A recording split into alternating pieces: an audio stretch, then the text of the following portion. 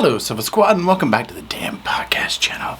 Y'all, we're on the podcast channel today. Make sure you're subscribed to this one, as well as my other main channel. This channel, we do headlines, we go live sometimes, things of that nature. The other channel are like deeper dives, longer form content, that type thing. All the links are down in the description below. Now, today we're going to be going over a few more case updates. Y'all, this one damn near burnt the computer down when I saw all these come through. I was like, oh, hold up. We got a lot to talk about today, okay?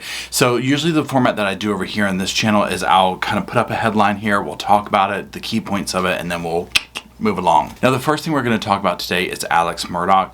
This is the disgraced South Carolina attorney who literally cannot stay out of the headlines, and each one outdoes the next one. Now remember, this all took place, at least in the public's eyes, when Alex Murdaugh arrived home to a 1,700-acre hunting lodge, homestead, whatever you want to call it, in South Carolina. Now, he was showing up there, and oh my goodness, my wife and one of my sons are deceased. They have been taken out with guns and all this kind of stuff. It was terrible, it was horrible.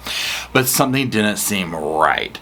And so then all of the scandal unearthed with money and privilege and entitlement and you name it. And it just seemed the more that you scratch beneath his family's name, and especially Alex's, the more treachery you found, as well as death, right? Okay, so the thing that a lot of us have been waiting on with all the stuff coming out is, did he have something to do with his wife and son's murder? Well, apparently the police are finally saying, yeah, we think so. So he has finally been charged. Now, I'm going to put a picture up here of the screenshot of the article that we're going to kind of be referencing, because I felt like this article really summed up what's going on in this exact moment with it. This is in Slate magazine. It's titled, Alex Murdaugh has been indicted in South Carolina for killing his wife and son, but no one's saying why he allegedly did it. This is by Ben Mathis Liley, and it was put out on, or printed on the internet, put out on the internet, however you want to say it, July 15th, 2022 at 5:55 a.m. Okay, so let's go ahead and get into this. So he's been charged with 2 counts of murder and 2 counts of possession of a weapon during the commission of a violent crime. The charges did come down on Thursday morning. Now, he's already facing like 81 other charges. These are not related to the killings. Most of them are financial crimes. Again, this is all alleged. He has not been found guilty of any of this. Now, a lot of you have asked what my opinion is like in regards to, do I think he did it, why, all that kind of stuff. Because again, with the information that's come out, and I'm recording this on the 15th, you might be seeing this on Saturday or Sunday morning. I'm not sure which, but right now when I'm recording it, they're not saying like what took place. Now, at the end of the video, I will go over my thoughts and comments on these articles, and I definitely have some on this one, but I'll go ahead and say it now. It is complete speculation and opinion. It is not based in fact. So there's that. Let's go ahead and move on to the next one. Now, the next person up on our list is Casey White, and this was another real winner of a guy. Y'all, this case really tugged at a lot of us. It angered a lot of us. It did a whole bunch of things, right? But at the center of it was a man named Casey White and a woman named Vicky White. There's no relation.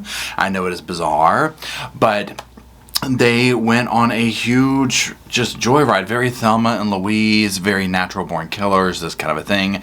Vicky White was a former a prison guard, that type position, and she allegedly, by all means, it does look like she did this, according to the video and stuff, assisted Casey White in escaping. She had a secret relationship going on with him, and they kind of just lived it up for a little bit on the run. However, this would end up in a horrifying chase out where she allegedly took her own life with a gun after they were involved in a car wreck during this car chase with the cops. So, regardless of how a lot of people felt about it, a lot of people felt a certain way about Casey, including former and current inmates and stuff that were interviewed, saying they look at it like it's his fault. Well, guess what? Here's another one where the detectives and the cops think so too. So I'm going to put a little screenshot of an article up here and we can talk about it. So this is on CNN.com, and it's titled, Casey White, the Alabama prisoner who escaped with a corrections officer, has been indicted for murder and her death. This was by Josh Campbell, Melissa Alonso, and Dakin Adoni. And this was, it says updated 8:55 a.m. on Wednesday, July 13th, 2022. Now, the indictment does allege that Casey White, while he was doing the escape and all this kind of stuff, caused the death of Vicky White. Now, again, remember, she allegedly took her own life in this car chase that took place on May 9th after the authorities found out where they were hiding out. Now, here's the thing. A felony murder charge was what he's been hit with. It indicates that the victim died while the accused was committing another dangerous felony, even if the accused did not intend to kill the victim or cause his or her death. So it'll be interesting to follow this case along to see, just from really a legal standpoint, how this goes over. Now, already Casey was not looking at getting out of jail anytime soon, right? He probably knows this, especially after all this, right? He already knew he was gonna leave prison in a casket, right? So certainly now, right? So let's go ahead and move on to the next headline so that we can get closer to dishing on the opinions. So this is another really sad case. It's coming out of Texas. This is about a missing mother. Her name is Christina, aka Chrissy Powell. She is missing. Now I'll say this, and I'll put a link down below. I did a little bit more of an in-depth video about this on my other channel. So I'll drop that there, but here we're going to put her picture up. We're going to go over the basics of this case, because at the time of this recording, again, I'm recording this on July 15th, she is still missing, and we don't know really that much more about it. So like I said, she's a Texas mother of two. She was last seen on July 5th walking out of her home. She was headed to work. She was late. It was about 10:30 a.m. So she was kind of in a hurry, which a friend did say that was a little bit odd for her. She did leave the home in her black 2020 Nissan Rogue, and she was seen wearing dark pants and a long sleeve shirt. Now she was carrying her purse, but apparently she forgot her cell phone and she forgot her Apple Watch, and she didn't take her medication with her, which she needs. She has some kind of a medical condition. Now the police are asking anyone with information related to Powell's whereabouts to call the department's missing person unit at 210-207-7660. Hopefully this will result in her coming home safely and everybody can heal from it and continue on with life. My heart goes out to her children and her loved ones, and hopefully she will return home safe. Alright, so let's get to the last one here. You already know I always put her at the very end, right? In case you haven't noticed a pattern with these, we're going to discuss a quick Amber Heard update with all the legal woes that are going on with that situation.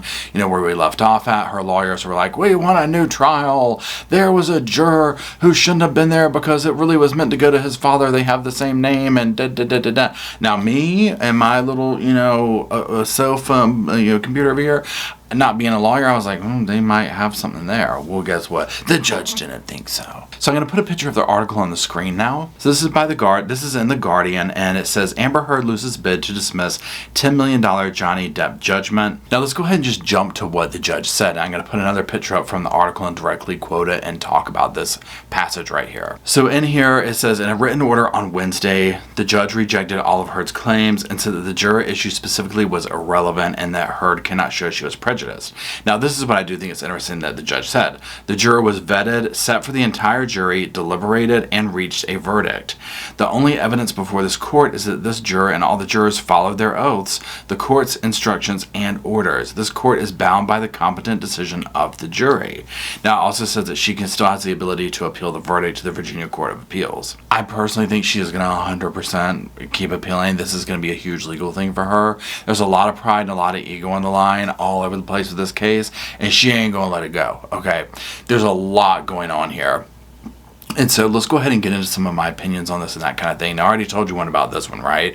I personally was like, I'm not a lawyer or anything, so I kind of was like, oh, she might have a fighting chance with this one, right? Well, apparently not. And thank God, because can you imagine, aside from content and entertainment, right? Because this literally changed the game of people consuming trials for entertainment, right? It like reinvented the wheel. Okay, so aside from that, y'all, we can't sit through another weeks on end thing of Miss Amber Heard and Mr. Johnny Depp. Okay, we just cannot do it. Okay, I'm all for justice, but I do agree with the judge in this. I feel like, you know what, they vetted this guy out. He was up there.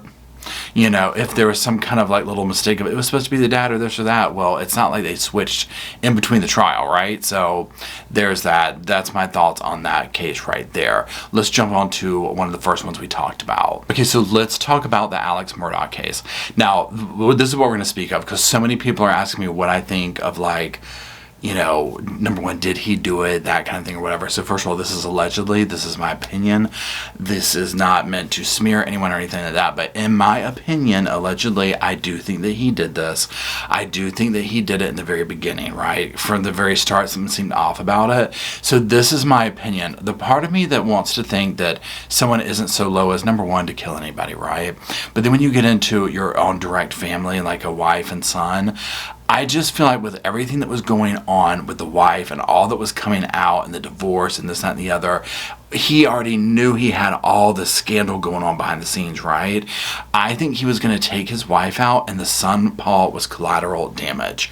He was either there, he saw it, something, and he had to take both of them out. It sounds like Paul is also messy himself, right? And I'm not trying to victim bash him, but remember, there's that whole thing going down with that girl who died in the boat because he was drunk driving and she got thrown off, and that whole ordeal. You know, there's a lot of scandal behind his name. So the dad, in his desperation, could have been like, I'm going to try and, number one, get money out of the situation, right? Number two, he had that one son who he was trying to fake his own murder over to give his son the money, right? I'm just like, come on. But yeah, I think he was 100% going to take his wife out. And a part of the naive part of me maybe wants to think that the son was collateral damage. Do I think it's possible that he was intentionally taking both of them out? Absolutely. If that's what the evidence shows, I won't bat my eye out at it, but I'm holding off just a little bit of hope for humanity. Okay, let's talk about Casey and Vicky White. So do I think he should be charged with this? Absolutely, right? I just look at it this way. I don't personally know Vicky. I've heard from people that do that kind of a thing. It does sound like she was going through a troubled time, a lonely time. I do feel like in this situation, clearly she knows it was wrong to get involved with this dude, right? Period. End of story. This is not a dumb woman. This is a thing, right?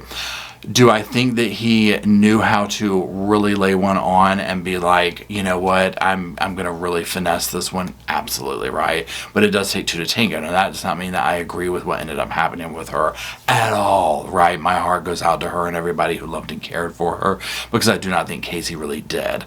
I think this was another day for him. I think this was just something to pass his time, and he might have felt a certain way. Sure, I'm not trying to deny that. But I think in his game of, I have nothing to lose, because he didn't. He had nothing to lose, right? She had everything to lose, and she did ultimately with her life. So I do think that, yeah, this is exactly what happened. Whether she took her own life or she was going to get killed in the car wreck, this is a really dumb decision made. She lost her life during it, and he's probably going to pay the price for it, right? He's never leaving prison, and they're probably going to 100% make sure of that at this point, because in a sense he does have her blood on his hands. Now I'll say this again for the Chrissy Powell case, just check out the other video that I did on that, or just go look into this if you have any kind of knowledge on that or think you might or whatever. Always reach out to the proper authorities, give that information over, because you just never know what you might know, if that makes sense.